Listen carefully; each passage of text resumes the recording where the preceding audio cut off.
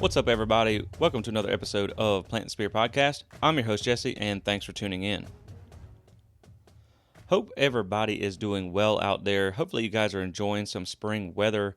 I know here where I'm at, outside of Charlotte, we kind of had a fake out. We had a little head fake there. It was in the 70s for a minute, nice and sunny, and now we're back down to the 50s and 60s with lows in the 20s and 30s. So hopefully this is like a last little run of winter, and then we can get on with some nicer weather because I am ready to get outside, get on the water and things like that. Just have that nice spring and summer season. So, with spring, obviously we got football kicked off. They've had a couple of practices, only I believe one padded practice. Now they're on spring break, but they will be back this weekend.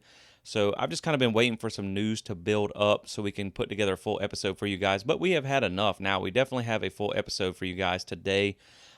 With that being said, I've just been staying busy, working a lot of hours, extra overtime at work, just trying to get some things done around the house.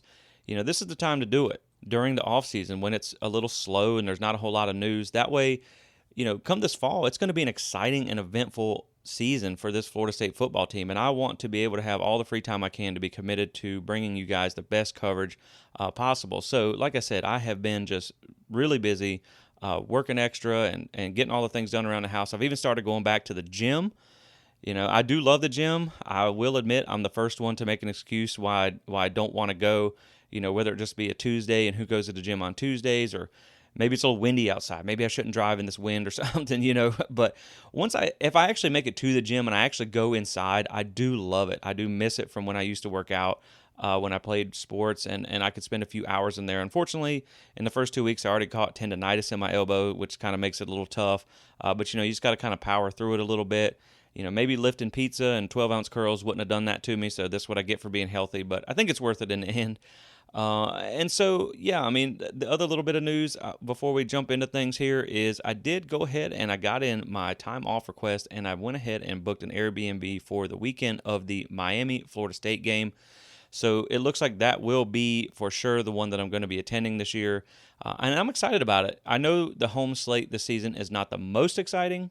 And to me, Miami is obviously, even if they're down, I don't believe they're going to take a big step this year. Even if the game ends up like last year, I think that is the big ticket home game of the season. It's always a fun atmosphere. Rivalries are always fun. I know the Miami and Florida State games that I've been to in the past have always been a great, crazy atmosphere. So I'm looking forward to that. Just, being 7 hours from Tallahassee up towards Charlotte, it does make it kind of hard to go to multiple games a year, especially with those hotel prices. Because, I mean, guys, you know how they do us in Tallahassee. It is kind of ridiculous. But I did find a nice little Airbnb kind of in a little rural part of Tallahassee, and it's owned by FSU alumni and fans. So it's nice to be able to have a quiet place while you're there and to also support a fellow Seminole. So I am excited about that. Like I said, hopefully I can run into some of you guys while I'm there. I'll be there for a few days. Who knows, maybe at some tailgates or something like that. We'll have to set things up a little bit closer to that. Of course, if and when hopefully Florida State makes it to the ACC Championship, being I live really close to Charlotte, of course you guys know I'll be there as well. So hopefully that is something that I can look forward to this year, especially with no divisions. I feel like we have a really good chance to make it. I was going to try and do LSU. I mean, at the same time, I did go last year, but that was New Orleans, not Orlando. Nothing against Orlando, but it's not New Orleans. And, we might have a pretty big game to be saving up for in 2024, which we're going to get to in just a second. But to me, I just really love being in Tallahassee, being at Doak Campbell for a game. And that's why I chose the Miami weekend. You never know. I may make it to more than one game, but I like being able to see it on TV where I can watch it really good. I love the game day atmosphere, but then I'm also close to my equipment here, so I can give you guys maybe some more post-game reactions and things like that. Also, I may try and go to the Clemson game on the road because I am pretty close to it as well, and I'm off that weekend, so I got my eyes on that game as well. So with that being said, guys, let's just go ahead and jump into it so we don't run you too long here. Obviously, the big news that broke yesterday was Florida State is going to be opening their 2024 season with a Week 0 contest on August the 24th of 2024 in Dublin, Ireland against Georgia Tech. And this is a really exciting opportunity for Florida State, the brand as a whole, just to kind of go in, as I made the play on words yesterday, INTERNATION-NOLES. You're getting to go overseas. This is Florida State's first game outside of the U.S., And it's going to be a really cool experience for not only the players, the coaches, whichever fans, however many of them get to make it over there. I understand, of course, that's going to be pretty pricey, so it's not going to be within everybody's reach. But at the same time, if you look at some independent travel quotes that I've seen and things like that, it's really not too terrible when you consider, like I said, how much those Tallahassee hotel prices are and things like that. If you have to travel in town, it gets pretty pricey to go to some of these games. So maybe it's within reach. I would love to personally go. I might take my best swing at it, but we'll have to see how things play out. But it is something that I think is exciting. And, this is something that Michael Alford kind of hinted at on social media a few months ago, last year, I believe it was. And now it comes to fruition. And it's just something where you can take the brand to a whole new level. And I saw now, first off, I will say that there has been a little bit of animosity about it. And I get it. It's kind of like a why. But at the same time, I know there was some people who were upset that you took the game out of Atlanta, which is a pretty big hub for a lot of Seminole fans. Not only do they live in Atlanta, but it's a very close drive for them. I know it's only about 4 hours for me, so I probably would have tried to go as well. And we haven't played Georgia Tech in Atlanta since, I believe, 2016. We won't even talk about that game. But at the same time, with the divisionless ACC now, you're going to be able to make that return trip. They play every team now in the ACC over a certain amount of years. So we will be there eventually. Atlanta's not going anywhere. Georgia Tech's not going anywhere. And this could be a once-in-a-lifetime experience. So I think it is something to look forward to. And the other argument I saw some people say was, well, it is Georgia Tech, so it's not really that exciting of a game. But at the same time, when you really look at things as a whole, well, first off, let's talk about Georgia Tech. Now, they just promoted their interim coach from last year, I think Chip Long is his name, to the full-time coach this year. Now, Georgia Tech is a mess, and they are still they're still in a rebuild, trying to get away from that triple option team that they ran for so many years. But if they can get some continuity, maybe just make a bowl game this year, I think that's kind of helps them along for next year. If Florida State has the season that they're hoping for in 2023, then you should come into 2024 ranked and as a high-profile program, as they are anyway. So while it may not be a Florida State LSU type of ticket, it's still going to be exciting, and it's still going to be a Power 5 matchup, ACC matchup, and it's going to be week 0, which I do think helps. And so talking about the game, there was a little interaction I saw on Twitter where a Florida fan said that it wasn't that exciting of a game. You're playing Georgia Tech and all that. And I understand Florida State should win, and that's good too. But now we're going to have a lot of questions to answer ourselves in 2024 with replacing a lot of production.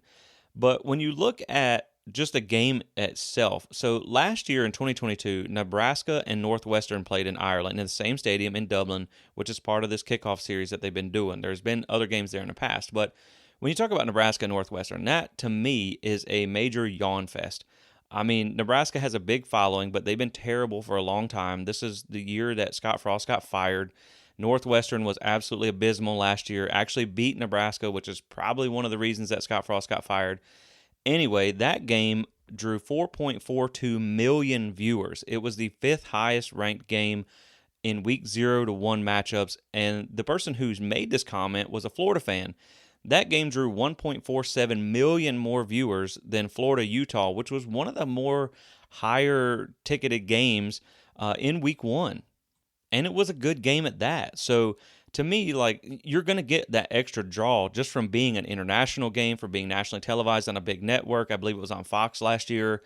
And being week 0, there's not a whole lot of competition to compete for viewers with. On top of that, you look at Florida State, who's a big name brand who already draws a lot of viewers.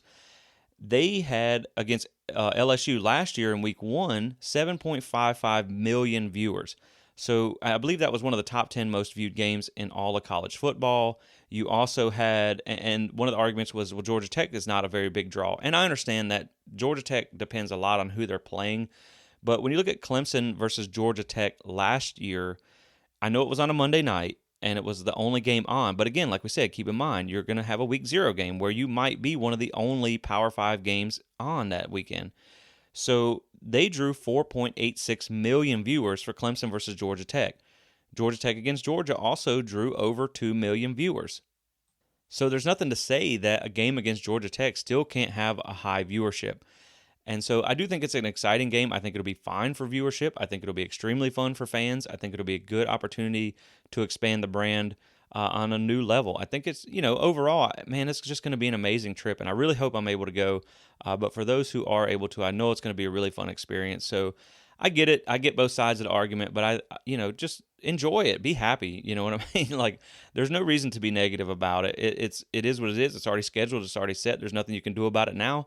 So just kind of enjoy it. It's a unique opportunity. And, being week 0, it's also going to give you that second bye week during the season, which I like. So hopefully you don't have to come back and play on a short week after a long trip. Maybe they get the bye week the week afterward, being you're coming from so far away to get back home. But I do like that second bye week of the season. And the other thing that's worth mentioning here is this game was slated to be in Atlanta against Georgia Tech. So you are not giving up a home game. And I think that is important to say. Alfred did not want to give up the home game when this was in negotiations. So not only do you get your full home slate, but you also get the opportunity to have a unique, once-in-a-lifetime opportunity to go see Florida State play in Ireland in a pretty exciting matchup to kick off the season. So, I mean, it's going to be more exciting than Duquesne at home if you're talking about week 0 matchups, which is what we had last year. So, to me, it's pretty cool setup, and you don't lose the home game. Atlanta's going to be there. Georgia Tech's going to be there. They're not going anywhere. And like we said, with the divisionless ACC, we'll be back there eventually. The next bit of news we're going to talk about here is supposedly there's been some reports out that Destin Hill is still on pace to make it on campus in May.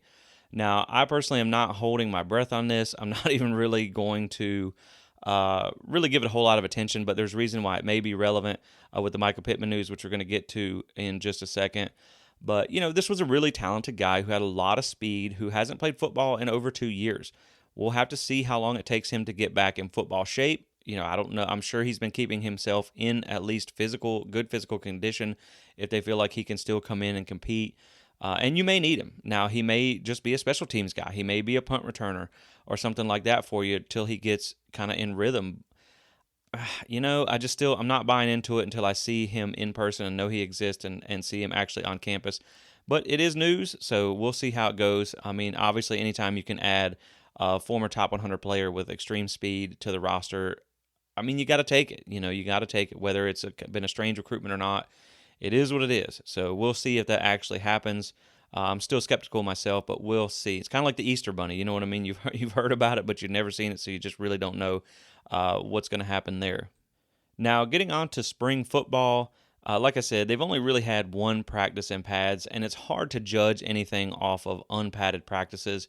But so far, some of the news and notes that I've been hearing around and some of the things that we've seen, obviously, first up, we'll address the Micah Pittman injury. It was a hip injury, which is something we know he dealt with and played through last year, which really speaks to a lot of his toughness to be able to play through this, something that requires surgery and for you to be out 4 to 6 months, for you to be able to play through. To me, that speaks a lot about his toughness. Now, this, you're going to miss his blocking ability. You're going to miss his leadership, even though he'll still be on the sidelines. But you're going to miss his hard-nosed, tough playing style. There is no doubt about it. You're going to miss him in the punt return game. Even if I know he kind of started to make some things happen last year, but at the same time, if nothing else, he's a smart returner who has good hands. He didn't, we had a lot of issues with punt return prior to him being back there. So you are going to miss him in that aspect.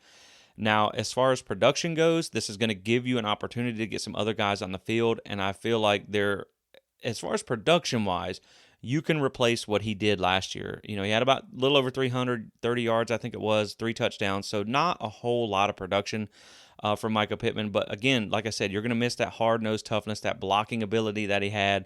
That's going to be hard to replace. But you're talking about guys like Winston Wright, who's returning from injury himself. And to me, as far as production goes, he's a more explosive receiver. I think he had over 600 yards his last season at West Virginia. We know he had a devastating injury last year, so if he can be himself by the fall, and there's no guarantee of that, I think you have a guy there who can step right in and replace the production, maybe even increase the production from the slot receiver position. You also have Darion Williamson, who is a guy that we saw flash last year before injury and missed most of the season after that, but he is also someone that Mike Norvell has mentioned You also have Ja'Kai Douglas, who missed some time with injury last year, but who is an absolute burner as far as speed goes, who can step into the slot. You also have freshman Vandrevius Jacobs, who has apparently been pretty impressive in spring so far. He's another guy that could get some playing time there as well. So you have a lot of guys that you can get rotation in at the position, and it's early, so you can go ahead and start working them in and kind of figuring out who you want to go with there.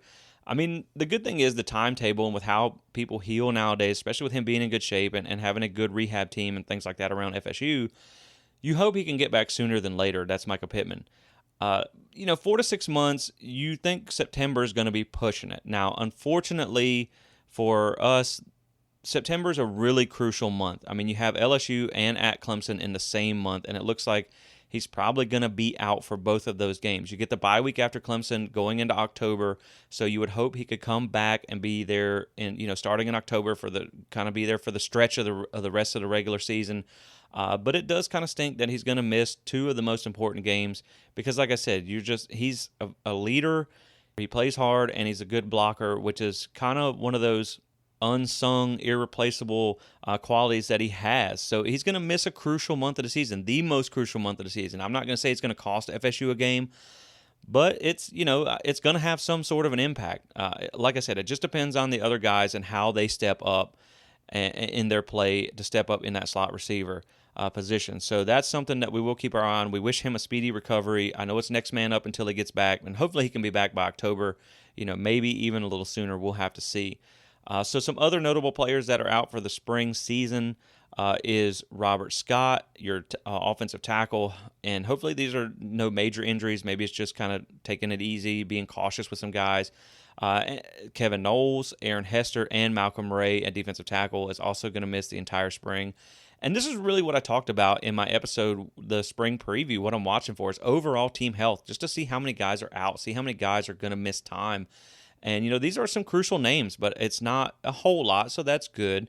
You hope these guys are going to be back by fall. We haven't really heard a whole lot on the other guys, why they're missing time. I know Michael Pittman's was, they don't really talk about injuries at Florida State, which is smart, and I don't blame them for that.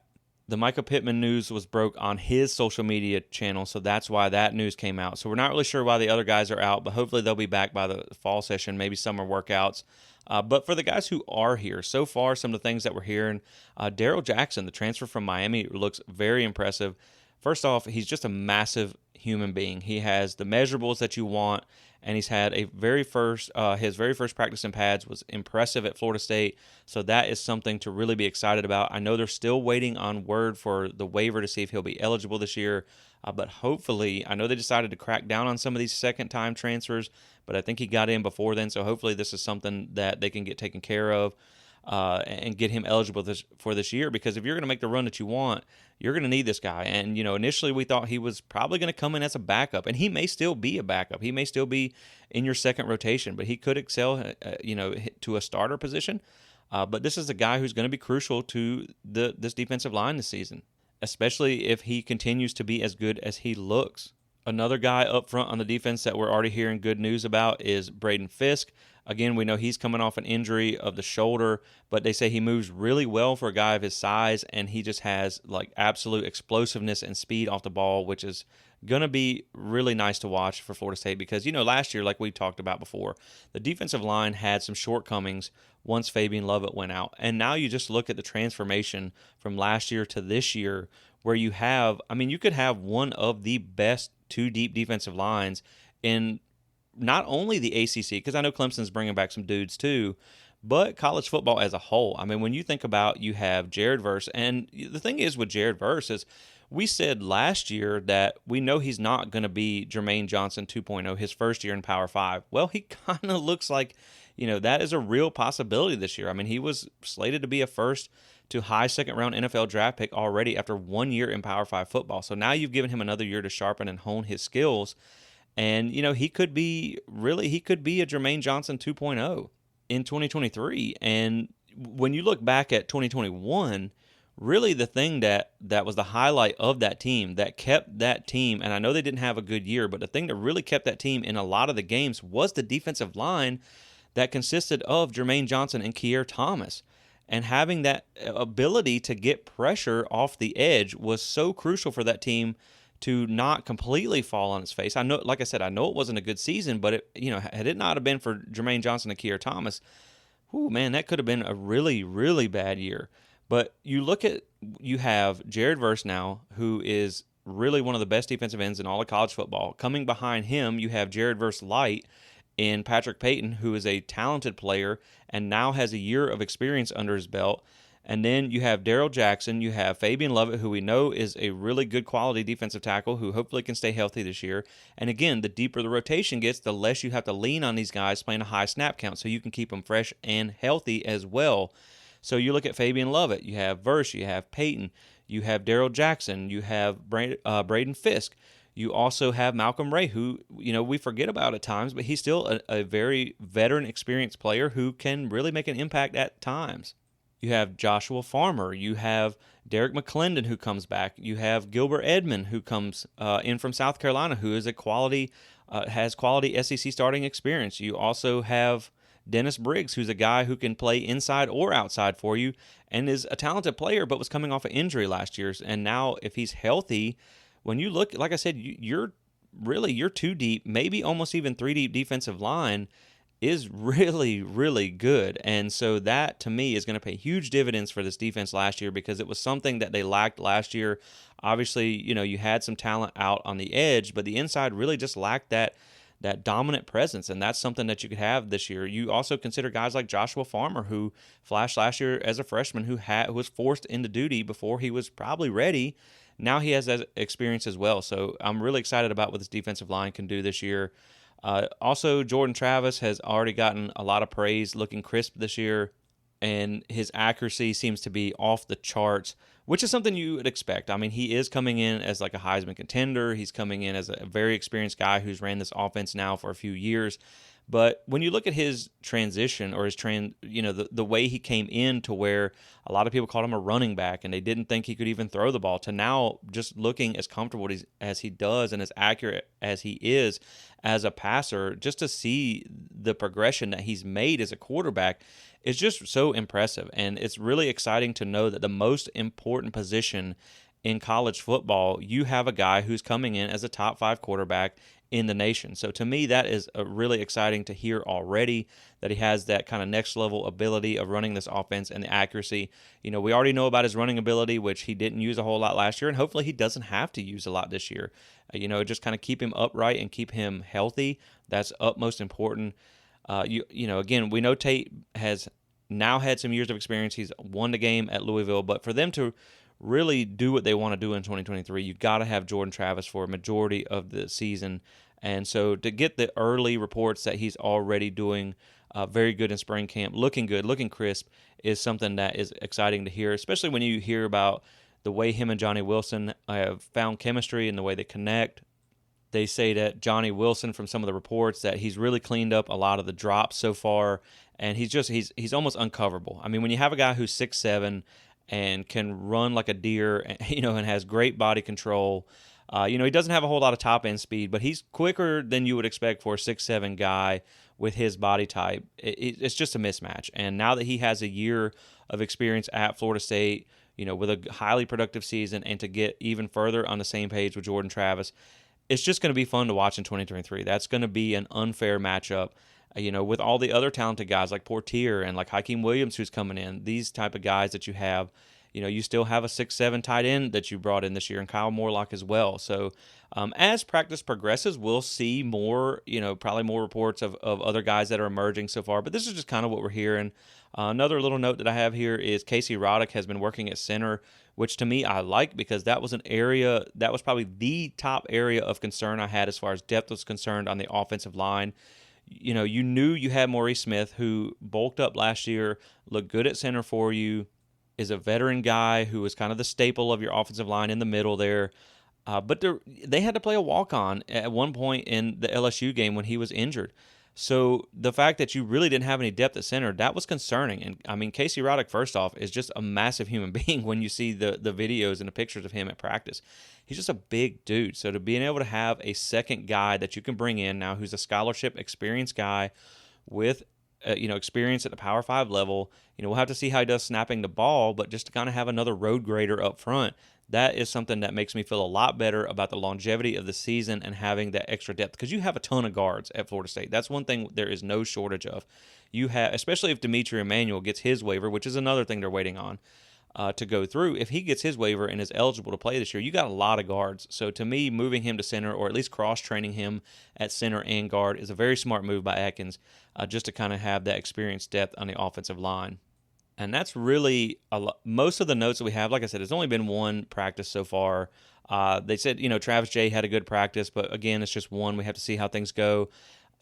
My thing with this secondary is I do feel like once you get the new coaching with Surtain in there, you're going to see some guys elevate themselves and really kind of step up maybe. And again, that's nothing against the coaching from last year. I just think when you have that guy who played at a high level, who knows how to coach, and get the most out of these guys, I think you're going to see better play out of the secondary. So I'm excited about that as well. And just as practice progresses, we'll see the notes and we'll see how things go, and then we'll come back with more on that. So just a couple more things before we wrap it up. One thing that they had a big recruiting weekend recently, and they had a lot of big guys on on campus. And guys, this is something that we talked about before, was Florida State is able to get a lot of these big names on campus because they are a big name brand. And now that you had the success that you've had in 2022, which is building into 2023, you've seen a lot more instances where Florida State is now in guys' top fives, top sixes, top threes. You saw 5-star Charles Lester he's being predicted to go to FSU now. He said he almost committed while he was on campus and visiting with Jameis, who was, it was nice to see Jameis back on campus this past weekend. You also have 5-star offensive tackle Jonathan Daniels, who's been predicted to go to FSU, a 4-star interior offensive lineman. I'm probably going to butcher this name, Jason Zandamela, predicted, I apologize if I got that wrong, predicted to go to Florida State. 4-star safety Brandon Jacob has been, he named Florida State as his top school. You had Cam Davis, 5-star running back in class of 24, who said he's shutting down his recruitment. There's no point in going any further. He knows where he wants to be. And so, again, you're starting to see that momentum build in recruiting. And, you get these guys, Mike Norvell brought Jermaine Johnson back on campus, and he brought Jameis Winston, got him to come back on campus with their brick ceremony for being All-Americans. And, you just get this, he's playing 3D chess. You get these big names back on campus for a big recruiting weekend. And these are players that are still relevant now that these younger players still know about. And, they still know who Jermaine Johnson is. They know who Jameis Winston is. They see that they're still in the league. So, you just see that momentum starting to pick up. And to me, that's something that we talked about before. Don't necessarily shut the door saying that Norvell can't recruit. It's just it was a hard sell for a few years. And now I think with the success and with people seeing what they are building in Tallahassee, you're going to see these things start to pick up. That's why 2024 is still a top 5 class, and they're in it with a lot of big prospects. So while you can still lean on the portal and you can still have that success, you can also start to land these higher profile high school recruits. We'll see how things play out through the course of the season. But if Florida State has the type of season they want, if they compete for the ACC championship and compete for the playoffs, they're going to be in it for a lot of these big name players. And so that, again, is exciting to see recruiting pick up.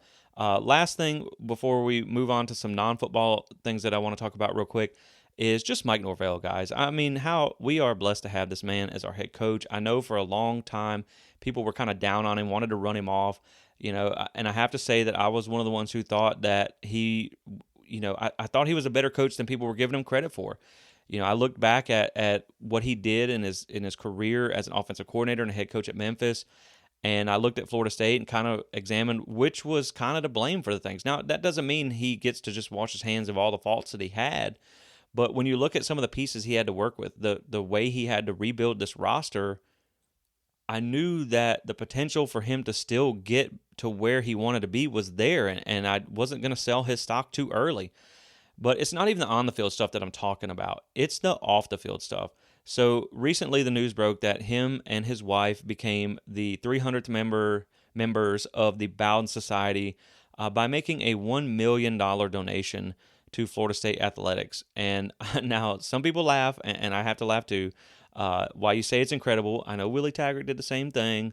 Now, to be perfectly fair, Willie Taggart was not a bad guy. He just wasn't the greatest coach, and I don't think he was ready for a place like Florida State. So he did make a $1 million donation too. But anyway, Mike Norvell, he makes the $1 million donation, And he just talks about how much it means to be here. And I understand that you can say, well, if you're a guy that makes around $8 million a year, that's chump change. But the fact is, he doesn't have to do that. How many other coaches that make big money like that go out of their way to donate and to the school that employs them to give $1 million back in donations to help the school out and help the athletic programs out?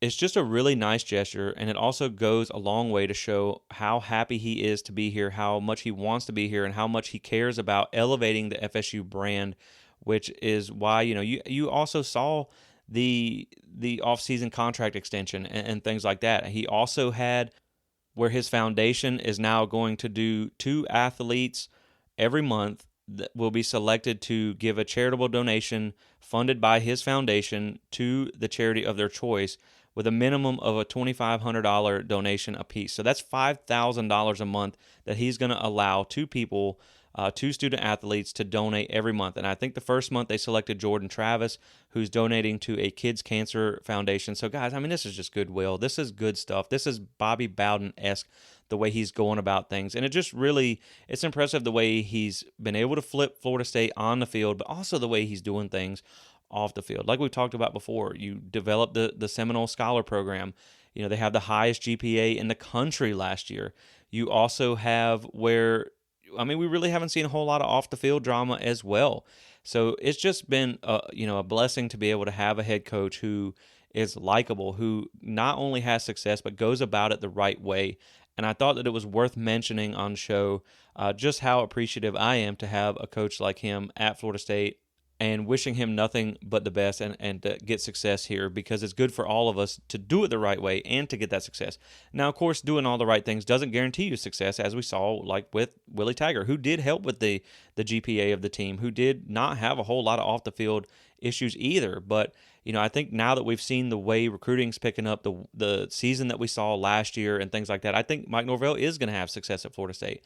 So to me, it's just there's a whole good vibe around the program going into from last year into this year that I'm really excited about, just to see things like that, the off the field stuff. It does matter. I know wins and losses a lot of times are all that matters. That's all we really care about in college football. But to me, to be able to have a program that you can be proud of, you don't have to worry about being sanctioned or violations, by the NCAA or whatever. You don't have to worry about turning on the news and being in the headlines for bad reasons. I think that's important too. And so I think that just deserves to be acknowledged. So I am definitely, like I said, I'm happy to see that as well. And speaking of boosters, guys, obviously, if you guys want to help out, I encourage you to join the boosters. You can do it. It's only, I think, a minimum of like $70 a year to do. And it's just to help support the school as a whole. I know Battle's End has opened up their doors to donations as well, if you're interested in joining that. So it's just, again, like if it's all a continuous snowball of everybody kind of chipping in and doing the best they can. We don't have to talk about, we've talked about a lot about the gap that the ACC is putting us in. So it's a good way to kind of help make that up. Every little bit helps. If you're able to do it, I encourage you to do it. Obviously don't do anything you can't do, but it is a way to help this program. So the last few things I want to talk about before we wrap it up here, women's basketball, they got a berth in the NCAA tournament. They are a number 7 seed. They will face Georgia on Friday in Iowa. The winner of that game will face either the number 2 seed Iowa or the 15th seed Southeast Louisiana on Sunday. So we do want to wish them luck in their tournament berth. Speaking of basketball, the train wreck that was 2022 for men's basketball is finally over. It ended in another disappointing loss in the ACC tournament. To me, it sounds like Leonard Hamilton is going to get another year to kind of right the ship, and I think he deserves it. But I think you do need to have those kind of background conversations of if the ship doesn't get righted next year, then maybe it is time to make a change. I think they're going to have to look into the portal to get some help in here. Hopefully it goes a little better next year. Like I said, I think with the injuries and stuff that we know about that they had to deal with this year, maybe he deserves another year, gets that right to be able to right the ship, and we'll see how it goes. But man, it was bad. It was really, really bad this year. So I think it is kind of time to really kind of look at both sides of the coin, and how he can rebound or what the next step is. Lastly, as far as baseball goes, started pretty hot. They got that big series win at TCU. They won the series over Pitt. They got absolutely dusted by UCF the last 2 games after coming off another loss at Pitt. So kind of up and down season so far for FSU baseball. It really didn't look very good against UCF, but the season is still young. They still have a lot of baseball to play. It's still year one under Link Jarrett, so they still have to get some talent in here to kind of help out. And like I said, the season's still early, so hopefully they can get some things fixed and kind of figured out so they can at least pick things up again later in the season. But it's just, like I said, they hit a little bit of a slump. But again, baseball's a long season, and hopefully they can get things corrected there as well. And so that's pretty much going to wrap it up for this episode. Not a whole lot more to talk about. Football will be back this weekend with some more padded practices. So hopefully we'll be able to get some more news out of that. And then going into next week as they continue fall camp, hopefully we can see some guys emerge. Hopefully everybody stays healthy. Hopefully we can get some more insights into the program and how things are going to look in 2023. So be on the lookout for that. As soon as we have some more news building up, we'll be back to talk about that. I'm going to try and get some things going soon. Got to get to work on the preseason preview digital magazine for 2023. Last year it was kind of a last minute decision that I was going to do, and I started out kind of plain, and then I kind of really went over the top with it. I created a whole lot of work for myself that it took over a month to put together. So I'm going to try and get started on that much earlier this year. But of course, we got to wait for spring to wrap up and maybe the next portal season to see if they take anyone or lose anyone. But I'm going to be getting to work on that soon for you guys as well. So even if I'm laying low and you don't see a whole lot right now, just know as soon as we get some news, we'll be back and I'll be working on some things. Because like I said, I'm trying to get a lot of personal things done in the springtime before we get into the heat of the season. And, just a really exciting, busy time around Florida State football for what we hope is a really huge season in 2023. So, and with that, we'll go ahead and wrap it up here. I don't normally really mention this, but if you guys enjoy the show, I would greatly appreciate a like and a subscribe, whether it be on YouTube or the podcast. I know a lot of other podcasts ask for 5-star ratings and reviews. If you enjoy the show and you find yourself wanting to do that, I would be greatly appreciative of that. As well as remember to check out plantspear.com for everything we do. And hopefully you guys, I got some feedback that said the site is a lot faster now since we switched servers. So hopefully you guys are enjoying that experience as well.